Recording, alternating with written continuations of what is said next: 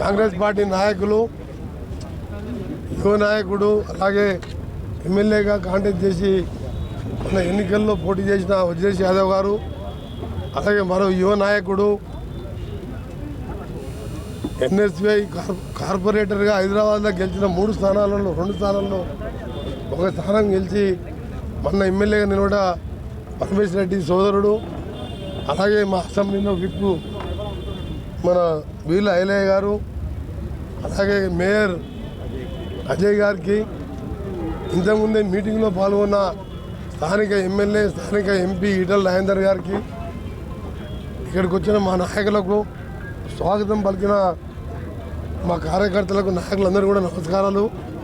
పత్రికా విలేకరులందరూ కూడా నమస్కారాలు తెలియజేసుకుంటూ 6 సంవత్సరాల క్రితం ప్రారంభమైపోయిన ఉప్పల్ ఎలివేటెడ్ కారిడార్ ఇది చెప్పుకుంటేనే తెలంగాణ రాష్ట్ర ప్రజలకే, తెలంగాణ ప్రజలకే అవమానకరం. 10 సంవత్సరాలు హైదరాబాద్ విశ్వనగరం చేస్తానని చెప్పి కల్లపల్లి మాటంతో అధికారం వచ్చి 10 ఏళ్ళు పాలించి 7 లక్షల కోట్ల అప్పు చేసి కేటీఆర్ గారు ఆయనకే ఉన్నది పరిజ్ఞానం. ఆయన ఇంగ్లీష్లో మాట్లాడతాడు, సెల్ఫీలు దిగుతాడు, అన్నీ చేస్తాడు. ఆయన కనీసం ఈరోజు ఇంత పెద్ద ఇంపార్టెంట్ కారిడార్ 6.5 కిలోమీటర్లే, ఎంత ఇన్సల్ట్ అంటేనే సిగ్గుపడాలి కేటీఆర్ గారు, కేసీఆర్ గారు.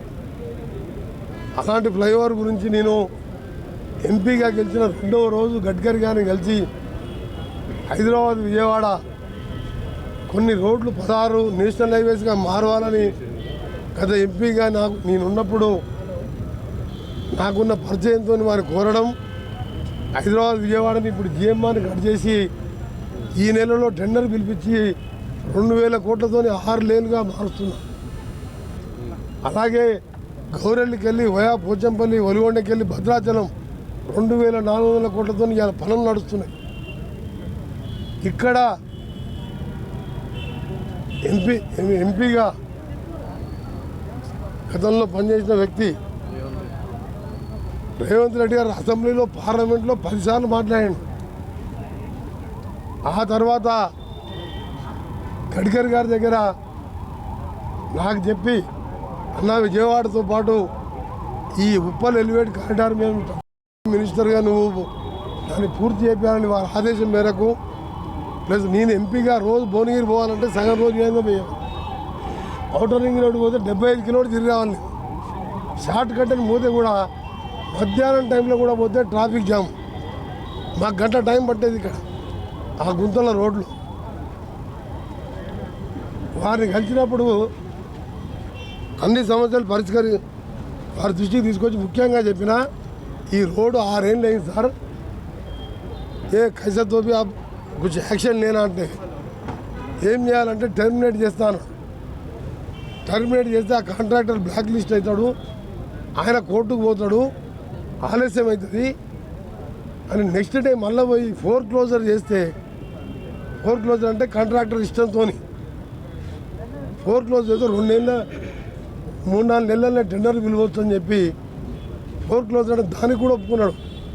ఆ రోజు సీఎం గారు కూడా ఉన్నాను మీటింగ్లో.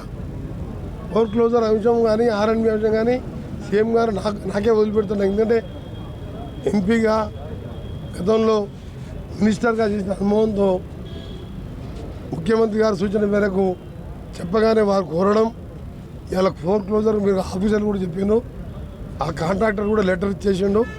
10 రోజులలో ఆ ప్రక్రియ పూర్తవుతుంది. ఆ తర్వాత 1.5-2 మంత్స్లో దీన్ని టెండర్ పెట్టించి పెరిగితే 200-300 కోట్ల రేటు పెరుగుతుండొచ్చు. కానీ ముఖ్యమైన ఎలివేటెడ్ కారిడార్ ఇది యాదగిరిగుట్ట, భువనగిరి, ఆలేరు, వరంగల్, హైదరాబాద్ తర్వాత పెద్ద మహానగరం, తెలంగాణ పోరాటాల గడ్డ వరంగల్ పోయే రోడ్ ఇది. ఇది 10 నిమిషాల్లో దాటితే వరంగల్కు 1.5 గంటల్లో పోతాం. మనం ఎయిర్పోర్ట్ అనుకుంటాం, ఎయిర్పోర్ట్ కూడా అవసరం లేదు వరంగల్కు, ఈ ఫ్లైఓవర్ అయిపోతాం. ఎయిర్పోర్ట్ ఎట్లా వస్తుంది, అది కూడా నా డిపార్ట్మెంటే. ఎయిర్పోర్ట్ కూడా 450 ఎకరాలు అదనంగా సేకరించినాం. మామూలు ఎయిర్పోర్ట్ R&B శాఖ కిందే వస్తుంది. దాన్ని పూర్తి చేయడానికి ఫోర్క్లోజర్ ఒప్పుకున్నాడు, పేపర్లు కూడా రెడీ చేసినాం. దాన్ని వెంటనే 2 మాసాల్లో చేయడం ఒకటి. రెండవది స్థానిక నాయకులు పరమేశ్వర రెడ్డి గారు వారు చెప్పినారు, అన్న ఫ్లైఓవర్ మీరు ఎట్లా చేపిస్తే నమ్మకం ఉన్నది, మీరు త్వరగా కనీసం మా కింద ఈ వర్షాకాలంలో రోడ్ అంతా ఖరాబ్ అయింది, మన ఇంటికి వచ్చి మరీ రిక్వెస్ట్ చేసాను, వస్తే నేను ఎమ్మడే ఇవ్వాలి, నేను వస్తున్నా, నేను ఎట్లా నాకు అంతకుముందే టైం ఇచ్చిన, నేను మన చిల్కానగర్లో అమ్మవారి బోనాల పండుగ ఉన్నది, అంటే ఫలాహారాల బండి ఉన్నది, ఆదివారం అయినా సరే నేను మా ప్రిన్సిపల్ సెక్రటరీ వికాస్ రాజు గారు నిన్ననే ఛార్జ్ తీసుకున్నాం, స్పెషల్ సెక్రటరీ హరిచందన గారు, నేషనల్ హైవే ఆర్ఓ అంటే మొత్తం తెలంగాణకు ఆర్ఓ ఆయన, ఈఎన్సీ గణపతి రెడ్డి, ఎస్సీ ధర్మారెడ్డి, అందరి అధికారాన్ని ఆదివారం అయినా రావాలి మీరు, దీని మీద నాకు రోడ్ మ్యాప్ ఇవ్వాలి, ఇచ్చిన డేట్కి ఒకరోజు అటు ఇటుగా ఆలస్యం కాకుండా చేయాలని వాళ్ళందరూ పిలవడం మీరందరూ చూసి 2 గంటలు దిగి రివ్యూ చేసినాం. 2 గంటల పైన నేను మళ్ళీ చెప్తున్నా, ఈ ప్రాంత ప్రజలకు చాలా ఇబ్బందులు పడుతున్నారు.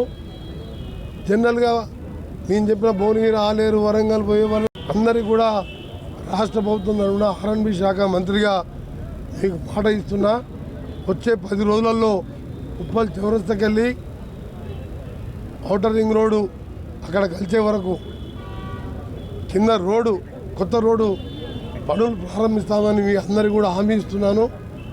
దాంతోపాటు అక్టోబర్ దసరా పండుగ నాటికి ఈ ఫ్లైఓవర్ బ్యాలెన్స్ టెండర్ పిలిపించి అది 500 కోట్లు పెరిగినా సరే ఆ ఫ్లైఓవర్ టెండర్ పిలిపించి నవంబర్ మొదటి మాసంలో పనులు మొదలుపెట్టి 18 నెలల్లో ఫ్లైఓవర్ పూర్తి చేసే బాధ్యత R&B శాఖ మంత్రిగా ముఖ్యమంత్రి గారి సహకారంతో అది పూర్తి చేస్తానని ఈ ప్రాంత ప్రజలకు హామీ ఇస్తూ, 10 ఏళ్ళు పాలించిన ప్రభుత్వం 6.5 కిలోమీటర్ ఫ్లైఓవర్ చేయలేదు. కమిషన్లు వచ్చే కాళేశ్వరం 1,00,000 కోట్లు పెడితే 90,000 ఎకరాలు పారతలేదు, కట్టడం అయిపోయింది, కూలిపోవడం అయిపోయింది. ఇక దుర్గం చెరువు ఒకటి 170 కోట్లు, కిందనేమో కంపు వాసన డ్రైనేజ్ నీళ్లు, ఆ డ్రైనేజ్ నీళ్ళలో కట్టి దాని మీద సెల్ఫీలు తీసుకుంటాడు కేటీఆర్ పోయి. ఇవాళ మా ముఖ్యమంత్రి ఏం చేస్తున్నాడు, ఇదే ఉప్పల్ మీదకి వెళ్ళిపోయి నల్గొండ జిల్లా మొత్తం నాశనం చేసి క్యాన్సరు, రకరకాల లంగ్స్ ఇన్ఫెక్షను, ఆస్తమా లాంటి రోగాలు వచ్చే మూసీ కోసం ఇలా అమెరికా పోయి ప్రపంచ బ్యాంకుతో రేపు మీటింగ్ ఉన్నది. 50,000 కోట్లతోని గతంలో రాజశేఖర రెడ్డి ఉన్నప్పుడు 1-2 మోడల్ కట్టింది ఇక్కడ ఉప్పల్. పర్మనెంట్గా మూసీ వాటర్ పైప్ లైన్ ద్వారా కృష్ణాలో కలపడం, మల్లన్న సాగర్ నుంచి పైప్ లైన్ల ద్వారా గోదావరి వాటర్ తీసుకొచ్చి మూసీని వెడల్పు చేసి ఎంక్రోచ్మెంట్ అయిన వారికి నష్టపరిహారం ఇచ్చి 50,000 కోట్లతో మూసీ చేసే ముఖ్యమంత్రికి అంత మంచి ఆలోచన వస్తే ఇలా రంగారెడ్డి, ఉప్పలే కాదు నల్గొండ ప్రజలు, హైదరాబాద్ వాళ్ళు ఎంత సంతోషపడుతుందంటే అసలు ఎవరికి రాని ఆలోచన మన ముఖ్యమంత్రి గారికి వచ్చింది. నేను 7 ఏళ్ళకి వెళ్ళి రీజనల్ రింగ్ రోడ్ 30,000 కోట్లతో రోజు ఎట్లా మాట్లాడుతున్నాను, ముఖ్యమంత్రి గారు కూడా రోజు మూసీ గురించి మాట్లాడుతాడు. తప్పకుండా మూసీ పనులు కూడా డిసెంబర్లో మొదలు పెడుతున్నాం. ఆ మూసీతో ఉప్పల్లో ఇబ్బంది పడుతున్నా లేదా, మీకు వాసన వస్తుందా లేదా, మీకు పేరు మెట్రో స్టేషన్ వచ్చింది, ఇంటికెళ్ళి రాత్రి బయటకు వస్తే ఇంతలా దోమలు, మీకు అంత డ్రైనేజ్ కంపు. Hyderabad drainage Nacharam industrial area కంపు అంతా ఇటే పోతుంది. ఇది కాంగ్రెస్ ప్రభుత్వం, ఇది ప్రజాప్రభుత్వం.